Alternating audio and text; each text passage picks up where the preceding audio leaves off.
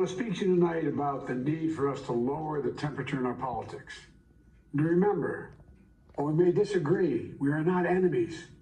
We're neighbors, we're friends, co-workers, citizens, and most importantly, we're our fellow Americans. We must stand together. Yesterday's shooting at Donald Trump's rally in Pennsylvania calls on all of us to take a step back. Take stock of where we are, how we go forward from here. Thankfully, former Trump is not seriously injured. I spoke with him last night, and I'm grateful. He's doing well, and Jill and I keep him and his family in our prayers. We also extend our deepest condolences to the family of the victims who was killed.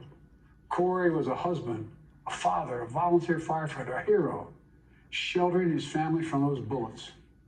We should all hold his family and all those injured in our prayers. Earlier today, I spoke about an ongoing investigation. We do not know the motive of the shooter yet. We don't know his opinions or affiliations. We don't know whether he had help or support, or if he communicated with anyone else. Law enforcement professionals, as I speak, are investigating those questions. Tonight, I want to speak to what we do know. A former president was shot, an American citizen killed, while simply exercising his freedom to support the candidate of his choosing. We cannot, we must not go down this road in America. We've traveled before throughout our history. Violence has never been the answer.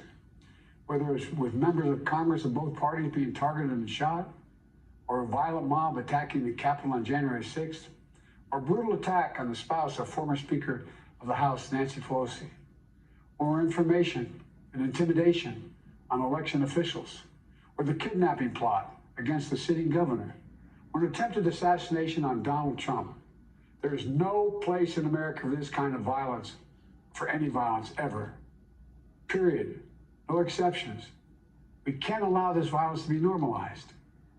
You know, the political record in this country has gotten very heated. It's time to cool it down. We all have a responsibility to do that. Yes, we have deeply felt strong disagreements. The stakes in this election are enormously high. I've said it many times that the choice in this election we make in this election is going to shape the future of America and the world for decades to come. I believe that with all my soul. I know that millions of my fellow Americans believe it as well. And some have a different view as to the direction our country should take. Disagreement is inevitable in American democracy. It's part of human nature. But politics must never be a literal battlefield, and God forbid, a killing field. I believe politics ought to be an arena for peaceful debate, to pursue justice, to make decisions guided by the Declaration of Independence and our Constitution. We stand for an America, not of extremism and fury, but of decency and grace.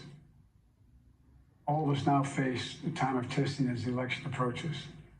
And the higher the stakes, the more fervent the passions become. This places an added burden on each of us to ensure that no matter how strong our convictions, we must never descend into violence.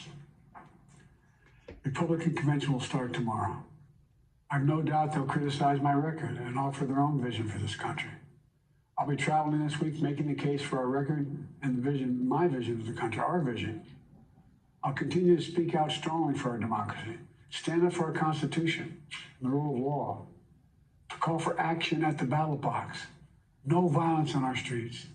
That's how democracy should work. We debate and disagree.